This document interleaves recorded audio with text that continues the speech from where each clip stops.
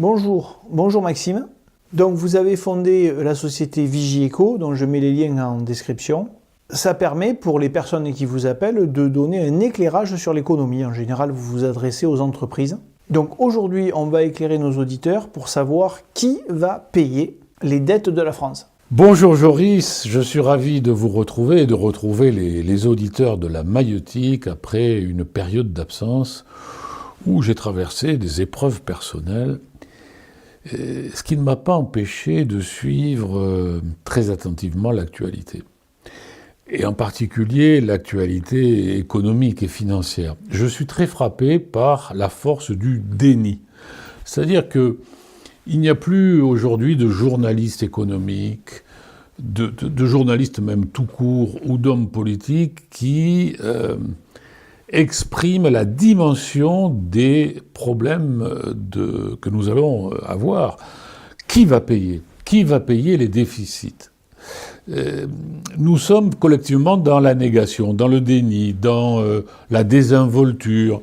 Et si j'étais chimiste, je dirais dans la mithridatisation. Vous savez, la mithridatisation, c'est quand vous vous empoisonnez, mais vous vous empoisonnez tellement lentement que vous ne sentez plus le poison. Alors, ce que je propose aux auditeurs de la maïeutique aujourd'hui, c'est de revoir les chiffres en profondeur. Qui va payer ? Déficit, qui va payer ? Et on répondra à la question à la fin. Mais il faut d'abord bien prendre conscience de la dimension des chiffres. Donc justement, pour illustrer cette dimension des chiffres, nous avons un graphique de Marc Toiti qui illustre bien ce qui se passe. Donc le déficit public, tout le monde le sait, il augmente depuis plus de 40 ans, après la mort de Georges Pompidou.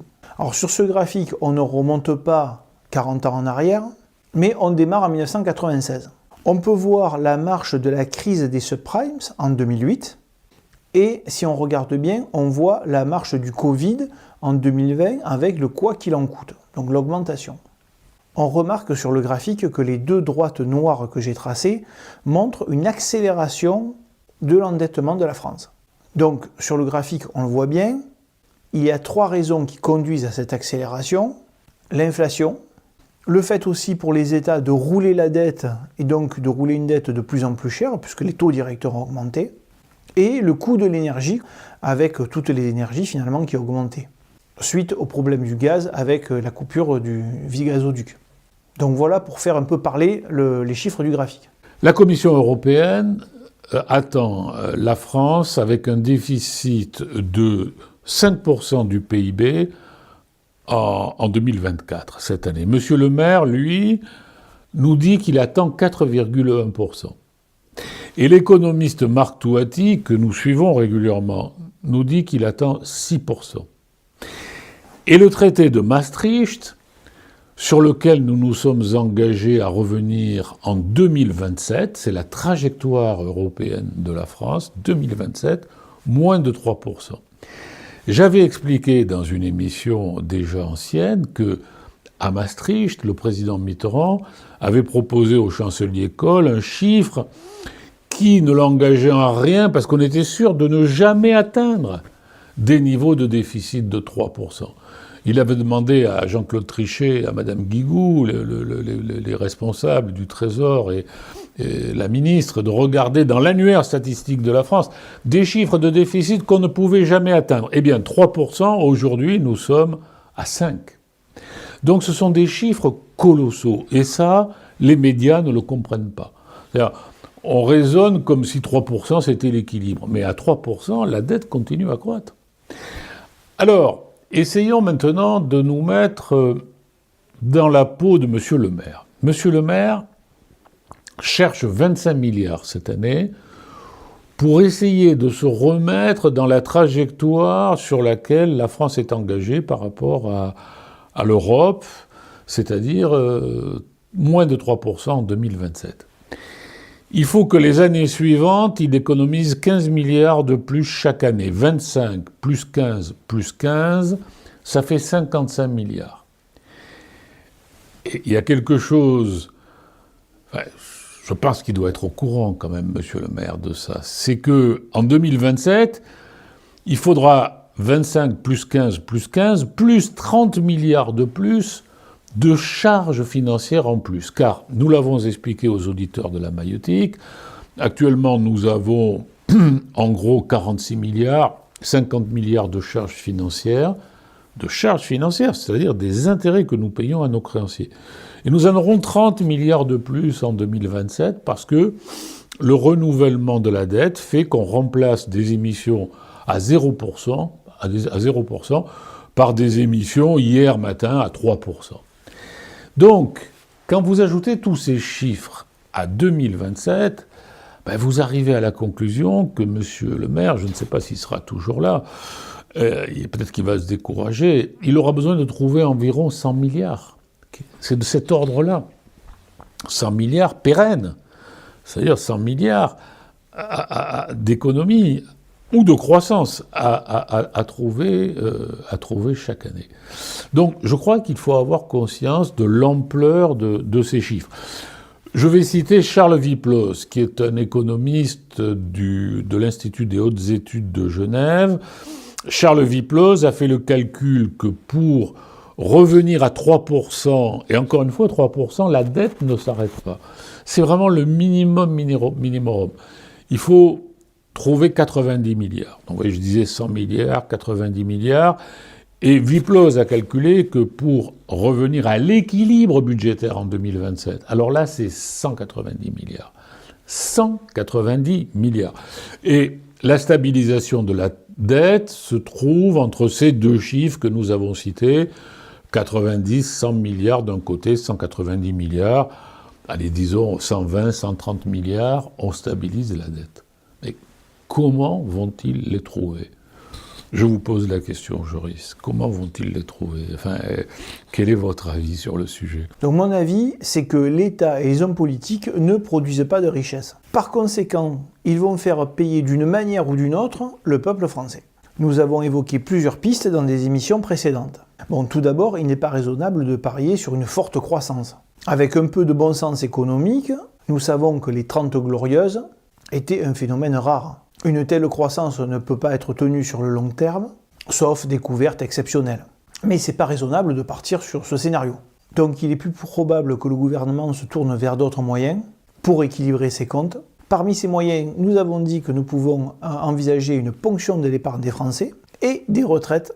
De plus, il est possible aussi de faire des économies sur les postes de fonctionnaires, car la France a une proportion d'administratifs supérieure aux autres pays de la zone euro. Donc à mon sens, depuis qu'on fait des émissions, si on exclut raisonnablement une forte croissance, en plus même au niveau de la population, on sait qu'on n'aura pas une forte croissance, j'ai déjà fait une vidéo dessus, les mesures qui vont être prises seront sans doute orientées vers des prélèvements directs. Cela souligne d'autant plus l'importance de rester informé et de comprendre les stratégies économiques qui peuvent être envisagées par le gouvernement pour anticiper leurs décisions. Alors, je ne suis ni pessimiste ni optimiste, je n'ai pas de croyance sur cette chaîne, nous n'avons pas de croyance, nous essayons de documenter les sujets. Je partage votre avis sur le fait que la croissance ne sera pas au rendez-vous dans les proportions attendues. Pourquoi ? Mais c'est très facile à expliquer.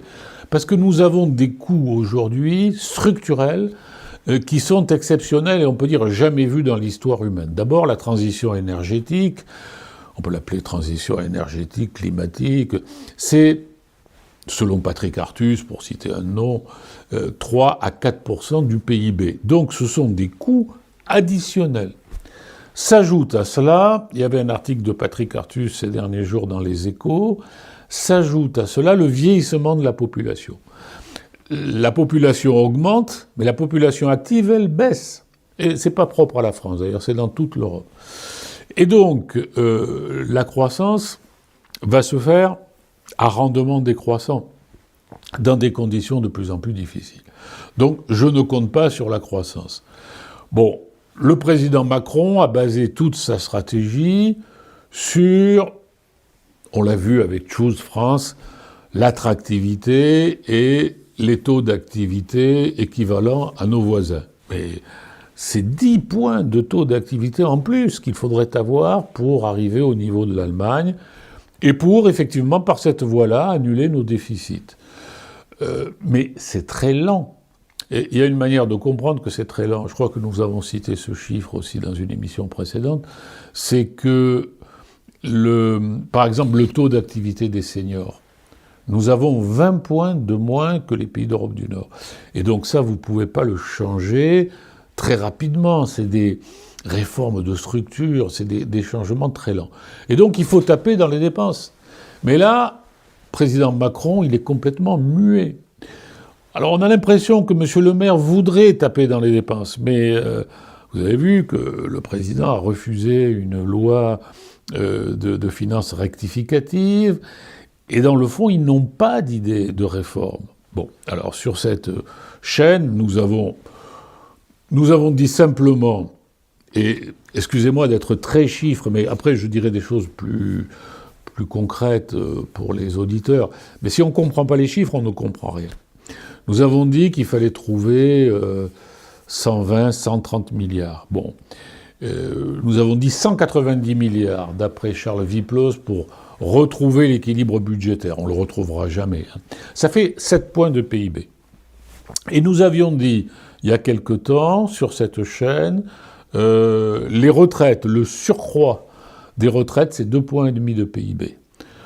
Le déficit lié à la maladie, c'est 2 points, et celui lié au chômage, je parle des allocations chômage, c'est 1 point. On a à peu près, et après il y aurait 2 points d'économie à faire. Donc voilà la décomposition de ces 7 points. C'est très difficile, parce que les retraites... Alors, on essaye de répondre maintenant à la question qui va payer. Alors, à coup sûr, les retraités. À coup sûr, les retraités, quand on lit la presse... et je la lis très attentivement, vous avez tous les jours des économistes qui disent « il faut faire payer les retraités ». Et évidemment, les retraités, c'est des gens qui ne peuvent pas se défendre. Les manifestations de retraités, tout le monde s'en fout. Hein. Bon, d'ailleurs, il n'y en a pas. Bon, et on dit à Macron, regardez, si vous désindexez les retraites, vous allez trouver 15 milliards. Je crois que le chiffre exact est 14,9 milliards. C'est ce qu'on appellerait une spoliation, parce que la retraite des retraités, ce n'est que la contrepartie des cotisations qu'ils ont versées. Et donc, désindexer les retraites, même si on ne les désindexerait pas pour les retraites inférieures à 2 000 € par mois, ça serait spolier les retraités. Et Macron a dit non.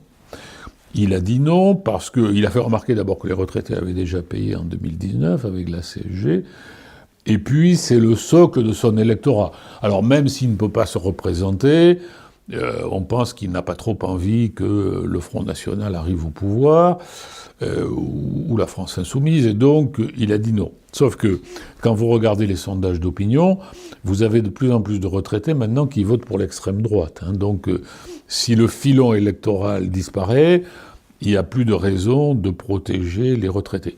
Au passage, désindexer les retraites, ça serait illégal.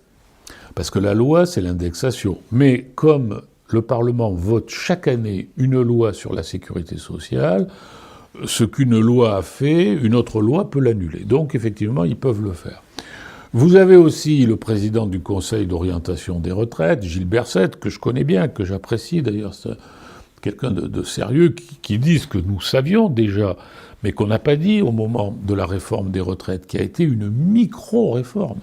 Hein, la réforme de Madame Borne de 64 ans en 2030, c'est rien. Dans les pays qui nous entourent, c'est 67 ans tout de suite. Eh bien, les retraites ne sont pas financées. Il y a les retraites des fonctionnaires qui ne sont pas financées. Eh bien, Gilles Berset a dit « Oh, c'est pas compliqué, il suffit de supprimer le forfait de 10% qu'il y a actuellement sur tous les revenus d'ailleurs, mais il faut le supprimer pour les retraités. » C'est pas légal. Ben, ça veut dire qu'il y aurait une catégorie de la population qu'on montrerait du doigt, les retraités, et eux n'auraient pas droit à l'exonération de 10% des salariés. Donc vous voyez qu'en fait, tout ça n'est pas juste, tout ça n'est pas net, et tout ça, ce sont des expédients. Mais moi je pense que les retraités finiront par payer parce qu'ils ne peuvent pas se défendre. Et que, placés devant la nécessité, Macron finira par lâcher. Je souhaite me tromper, hein. Mais de toute manière, si on faisait payer les retraités d'une manière ou d'une autre, des indexations ou fin de l'abattement de 10%, le compte n'y est pas. C'est 14 milliards neufs, mettons 15 milliards, et on a dit que le gouvernement cherchait pour 2027 130 milliards, 120 milliards, quelque chose de cet ordre-là. Donc 15 milliards, c'est presque une goutte d'eau. Donc, où trouver l'argent s'il n'y a pas de réforme de la dépense publique? Alors ces réformes, nous les avons citées, une véritable réforme des retraites, il n'en est pas question. On a été incapable la dernière fois d'expliquer pourquoi il fallait réformer les retraites. Il faudrait l'expliquer, on n'en est pas capable. Par parenthèse, vous avez dans le budget de l'État 90 milliards d'euros de retraite des fonctionnaires qui sont pris sur le budget de l'État parce que les retraites des fonctionnaires ne sont pas financées. Alors, il y a quelqu'un qui avait fait une note pour essayer de l'expliquer la dernière fois, mais personne n'a lu la note et Madame Borne n'a pas voulu la diffuser. C'est François Bayrou. Bon, il disait, mais il faut expliquer. Il avait raison d'ailleurs de dire qu'il faut expliquer, mais on n'a pas expliqué. Donc, recommencer une réforme des retraites, c'est hors de question. Alors, qu'est-ce que nous avons dit ensuite? Nous avons dit la maladie, beaucoup trop de congés maladie. Le chômage. Alors, le chômage, effectivement, le Premier ministre, Gabriel Attal, et Madame Vautrin, qui étaient dans la presse ce matin, ont un plan pour favoriser davantage le retour à l'emploi, puisque nous avons des taux d'activité beaucoup plus faibles que les autres. Bon, mais on va voir s'ils le font vraiment, parce que on nous dit qu'avec la Nouvelle-Calédonie, c'est pas le moment, enfin c'est jamais le moment de faire des réformes. Donc, où va-t-on trouver l'argent? Alors justement, un chiffre pour se rendre compte des ordres de grandeur, les allocations chômage en France, c'est autour de 38 milliards. Le coût de la structure France Travail elle-même, c'est-à-dire anciennement Pôle emploi, c'est autour de 3 milliards, et il y a environ 2 milliards sur les caisses de retraite. Donc l'ordre de grandeur, au final, c'est 40 milliards. Ce qui veut dire que lorsque le gouvernement annonce qu'il va faire des coupes dans le chômage, il ne pourra pas résoudre le problème uniquement avec ça. Vous avez raison, c'est un peu comme les retraites. Alors, c'est quand même important sous l'angle de retourner à l'activité. Parce que si nous avions les mêmes taux d'activité que l'Allemagne pour les jeunes et les seniors, nous n'aurions plus de déficit. Alors, moi, ma réponse, avec toujours un arrière-plan, cette idée, on va en parler après, pourquoi les agences de notation n'ont pas davantage dégradé la France. Si vous comparez la France avec l'Italie, on a quasiment le même déficit. Eux, ils ont un excédent primaire, c'est-à-dire avant le paiement des intérêts de la dette. Ils ont plus de dette que nous, mais ils ont un excédent commercial. Mais ils sont 7 grades au-dessous de nous en termes de notation. La réponse, c'est l'épargne. C'est l'épargne. Nous avons un peu plus de 3100 milliards d'euros de dette, mais nous avons une épargne disponible de 5850 milliards d'euros. Donc, l'épargne des Français représente 2 fois la dette. C'est un pactole. Eh bien, il suffit de taper dedans. Et je pense que dans leurs notes sur la France, sans le dire, les agences de notation prennent en compte ce pactole. Faites un petit calcul très simple. Si on piquait 2% de l'épargne, qu'est-ce que c'est 2%? C'est rien. Ça rapporterait 120 milliards. Oui, arrondissons, mettons 6 000 milliards d'épargne, ça nous fait 120 milliards. Alors là, on trouve des chiffres équivalents à ce que l'on recherche. Donc un peu de retraités, un peu de chômage, comme vous l'avez dit, et beaucoup d'épargne. Et quand vous regardez, là aussi, moi je lis très attentivement la presse, LinkedIn, j'analyse toutes les informations et j'essaye de voir quelle est la tendance, dont on ne parle jamais en réalité, encore une fois dans les médias. C'est que vous avez beaucoup d'économistes qui, dans la tradition keynésienne, je mets entre guillemets, parce que on fait dire à Keynes beaucoup de choses, qu'il n'a jamais dites d'ailleurs de manière systématique, Keynes parlait de l'euthanasie du rentier. C'est-à-dire que si vous avez de l'épargne, si vous avez une épargne abondante, vous êtes un rentier et il faut vous euthanasier, c'est-à-dire vous tuer. Or, Je vais prendre un économiste très médiatisé, mais les auditeurs ne le connaissent pas parce que il faut, pour voir sa médiatisation, il faut suivre les publications spécialisées. Olivier Blanchard, c'est un polytechnicien. Il a été l'économiste en chef du Fonds monétaire international du temps de Christine Lagarde, tant où Christine Lagarde était directrice générale. Eh bien, quand il était économiste en chef il proposait une taxe de 10% sur l'épargne. Alors, vous mettez une taxe de 10% sur 6 000 milliards, alors là, vous avez combien ? 600 milliards. Et vous voyez, là, on est dans les ordres de grandeur, on n'a pas besoin de 600 milliards d'ailleurs, mais on est dans les ordres de grandeur du problème. Et vous avez sur les réseaux sociaux sérieux, depuis plusieurs années, d'ailleurs, Marc Touati, que nous suivons, vous et moi, nous dit qu'il nous alertera sur ce sujet et qu'il va suivre de très près.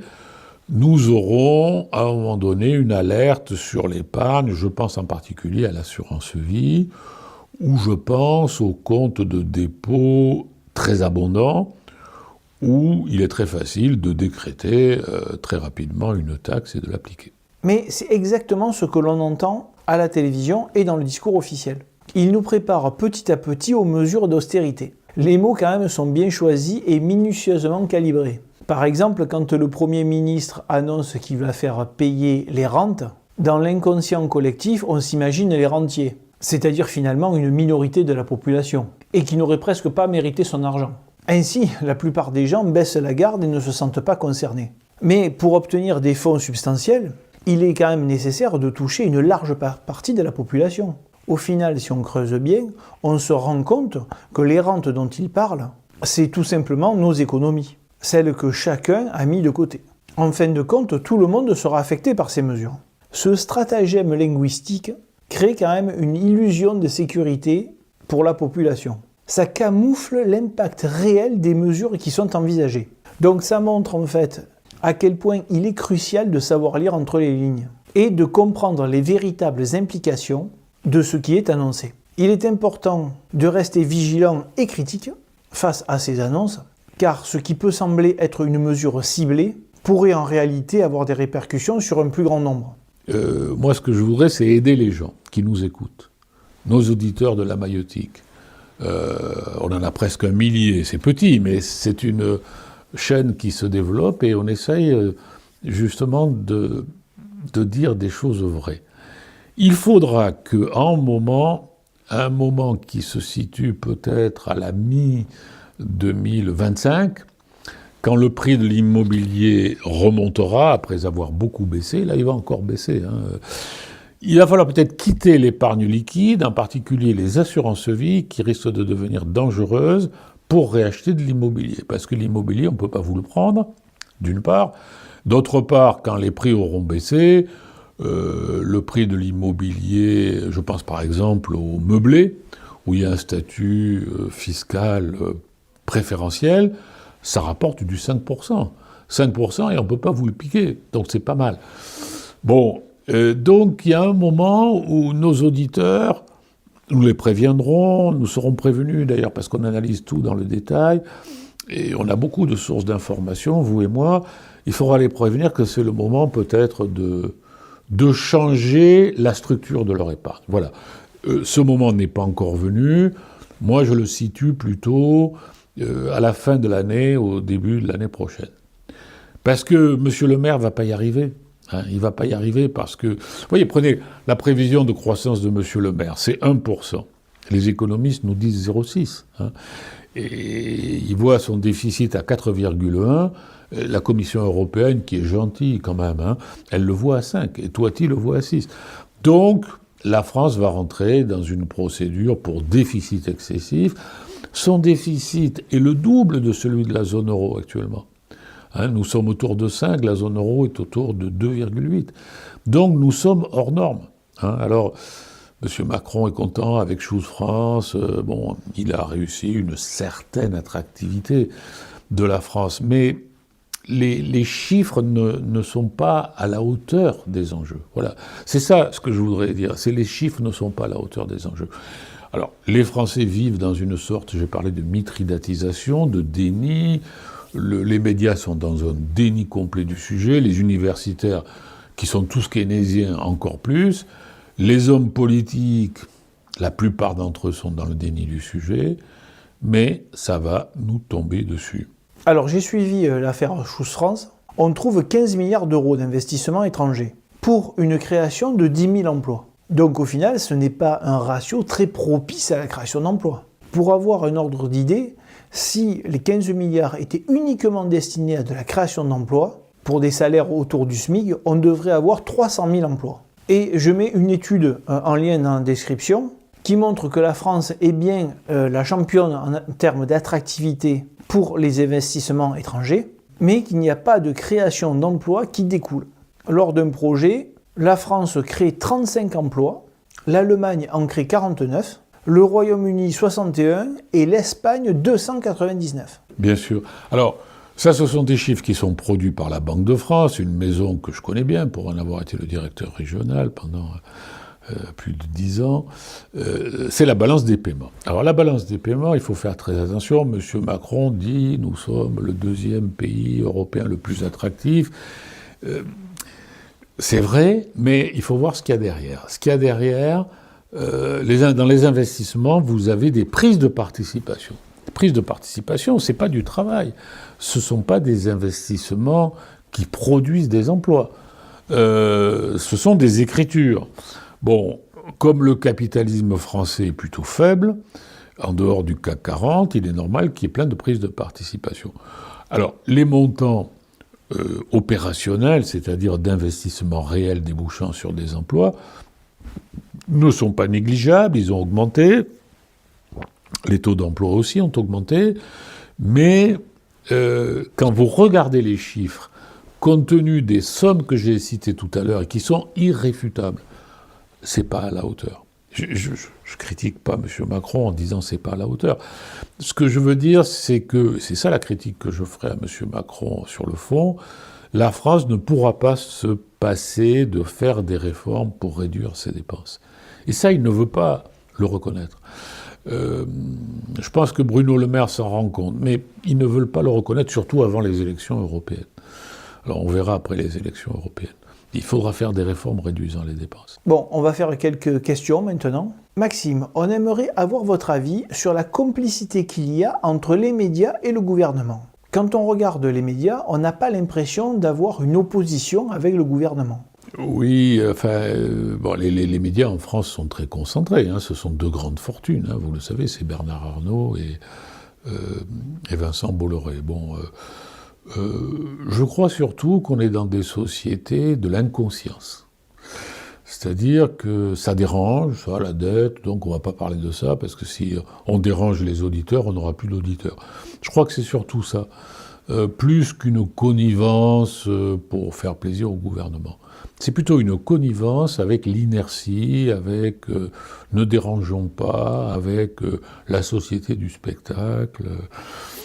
Bon, il reste quand même que la France, en étant côté AA, à part Fitch qui fait AA-, a une note qui est très proche de celle de l'Allemagne, alors qu'on ne joue pas du tout dans la même catégorie. Et qu'on est 7 points au-dessus de l'Italie, 7 grades au-dessus de l'Italie, et 4 ou 5 grades au-dessus de l'Espagne. Peut-être pas tant, l'Espagne est A+, nous sommes AA. Alors pourquoi ? C'est là qu'est le mystère. Moi, je crois qu'il y a... il y a l'engagement européen de la France, il y a le fait que la BCE est là et qu'en cas d'urgence, elle garantirait les paiements sur la dette française. Il y a l'épargne, je l'ai dit, qui est colossale. Et il y a, je crois que je l'ai dit dans une émission précédente, la Constitution qui fait que le président de la République peut prendre les pleins pouvoirs. Alors tout ça, les Français l'ignorent parce que personne ne connaît l'article 13 de la Constitution. Le président de la République peut gouverner par ordonnance. La BCE soutient la dette de la France. L'Europe propose un plan drastique sur la France, retraite à 67 ans tout de suite. le président de la République suspend les pouvoirs du Parlement. Le Parlement peut se réunir, mais il ne sert plus à rien. Et donc c'est cet ensemble de choses qui fait que la France a un endettement qui reste facile. Nous allons emprunter 800 milliards cette année. Ce qui est terrible dans cette affaire, c'est que nous n'avons pas les signaux de danger. Les signaux de danger n'arrivent pas. Et dans le fond, vous savez, c'est comme le type qui devient alcoolique, qui devient diabétique, qui devient sans s'en rendre compte, parce que s'il ne fait pas les analyses, s'il n'a pas de symptômes, l'alcoolisme, au début, vous n'avez pas de symptômes. Puis après, un jour, vous vous apercevrez que votre foie est mort, quoi. C'est ça qui est très dangereux, c'est qu'il n'y a pas de signaux. Bon, monsieur le maire, qui joue un rôle obligé vis-à-vis des partenaires européens. Le maire, il parle allemand, donc il discute avec les Allemands, et il sait qu'il va être poursuivi pour déficit excessif. Donc, il a dit à Macron, il faut faire une loi de finances rectificative. Et Macron a dit non, je ne le ferai pas. Alors, le maire savait très bien que Macron répondrait non. C'est un jeu, ce sont des postures. Alors, pourquoi Macron dit non ? Parce que nous n'avons pas de majorité en France. Et il sait que s'il fait une loi de finances rectificative, il risque d'avoir une motion de censure votée par les extrêmes, le populisme, d'extrême gauche, d'extrême droite, et même les républicains. Et on a bien vu sur la réforme des retraites, alors que François Fillon et Valérie Pécresse avaient pris position pour la retraite à 65 ans, que les députés républicains n'ont pas voulu la voter. Il faut faire la différence entre les sénateurs et les députés. C'est pas du tout le même parti. Enfin, ils ont l'étiquette LR, mais c'est pas du tout les mêmes états d'esprit. Donc, Macron ne veut pas que le gouvernement soit renversé, parce que si le gouvernement était renversé, est-ce qu'il aurait une autre solution que de dissoudre l'Assemblée nationale ? Et s'il dissolvait l'Assemblée nationale, qu'est-ce qui se passerait ? Il aurait encore moins de députés. Alors on peut dire, ah oui, mais le Front National arriverait au pouvoir, Bardella serait à Matignon, et il serait ridicule, il serait ridiculisé, parce que il se planterait complètement, et en 2027, les amis de Macron pourraient reprendre les rênes. Mais non, pas forcément, parce que s'il y avait une dissolution, Macron perdrait des députés, Madame Le Pen n'aurait pas forcément, elle en gagnerait sans aucun doute, mais elle n'aurait pas forcément une majorité. La France aujourd'hui est dans une situation d'éclatement politique et de déni, voilà. Et nous vivons au fil de l'eau, quoi, en fait. Bon, la semaine dernière, j'étais choqué quand j'ai vu l'émission de Marc Toiti. Donc il affiche ce graphique à l'écran, et on voit que la France a une dépense publique de 57,3%, alors que la Chine est à 34%. Ce qui est surprenant, c'est qu'avec une telle différence de dépenses publiques, on ne puisse pas dire que la justice en France, la police, l'éducation, la santé, ce soit génial. Et même si on regarde du temps de Georges Pompidou, la dépense publique en France était en dessous des 40%, plutôt autour de 30%, je n'ai pas le chiffre exact en tête. Mais à cette époque, on ne pouvait pas dire qu'il y avait des problèmes de justice, de santé ou de police, et d'éducation. Donc, ça traduit quand même un coût énorme pour les Français pour un retour sur investissement qui n'est pas terrible. Nous battons le record du monde de la dépense publique, à égalité avec le Danemark, 57%, et ce qu'il faut regarder, et qu'on ne regarde jamais, sauf l'OCDE et les organismes internationaux, c'est l'efficacité mesurée par les effectifs opérationnels par rapport aux usagers. C'est-à-dire le nombre d'enfants qu'il faut éduquer, le nombre de malades qu'il faut soigner. Et on s'aperçoit, quand on regarde ces chiffres-là, que la France a un sureffectif administratif. C'est-à-dire que nous avons dans nos hôpitaux et dans notre système de santé beaucoup plus d'administratifs qu'ailleurs, pas des soignants, des administratifs. Et dans notre système éducatif, je crois qu'on avait donné le chiffre dans une émission précédente, on a 400 000 fonctionnaires de l'éducation nationale qui ne voient jamais les élèves, parce qu'ils sont dans des fonctions administratives.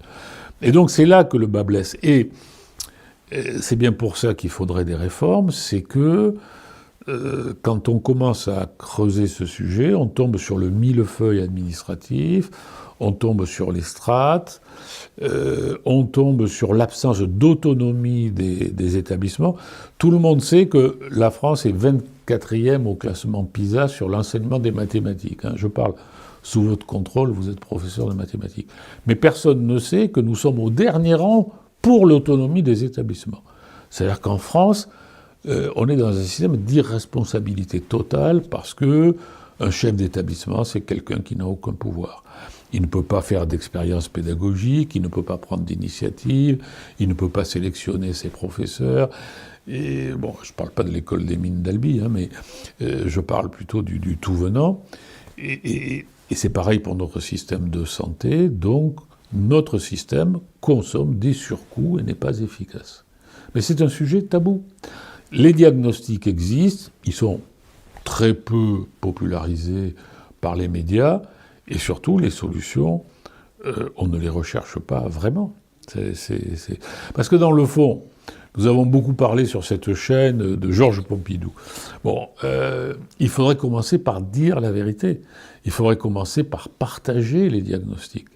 Et ça supposerait d'avoir un président de la République qui parle plus lentement, qui parle aux Français, et pas simplement à 2 ou 3 journalistes. Le Premier ministre est un bon communicant d'ailleurs, mais il faudrait passer plusieurs mois à partager les diagnostics comme nous le faisons sur la chaîne YouTube.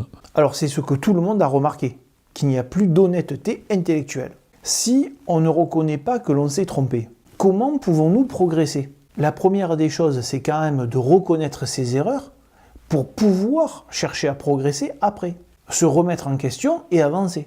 Alors ce n'est pas propre à ce gouvernement, puisque de toute façon, ils font tout ça. Mais personnellement, je trouve que c'est décourageant. Oui, mais la conséquence, c'est que les électeurs disparaissent. Le taux d'abstention augmente régulièrement. Et alors encore, les bulletins blancs ne sont pas décomptés, puisque Macron s'y est opposé, et ça lui avait été proposé lors de la crise des Gilets jaunes. Mais si on pouvait décompter les bulletins blancs, on aurait des surprises. Bon, enfin voilà, nous sommes dans le déni. La France est dans le déni, et pourtant, les sujets sont documentés. La preuve, sur cette chaîne, nous essayons de les documenter. Et ce que nous disons n'est pas très difficile à comprendre. Bien, merci. Merci Maxime, et au revoir.